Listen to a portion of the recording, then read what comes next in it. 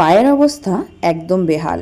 কালকে প্রায় 2 মাস পরে আমি ক্যারাটে ক্লাসে গেছিলাম, আর বুড়ো আঙুলের নিচের যে চামড়াটা সেটা টোটালি উঠে গেছে। সেইভাবেও আজকে আমাকে কাজ করতে হচ্ছে। এটাই হলো ফার্মিংয়ের আরেকটা দিক, যেটা কেউ আপনাদের সঙ্গে শেয়ার করে না। আপনারা ভাবেন মুরগির বাচ্চা কিনবো, তাদেরকে খেতে দেব এবং সেই মুরগি বড় করে বিক্রি করব আর প্রচুর টাকা লাভ করব।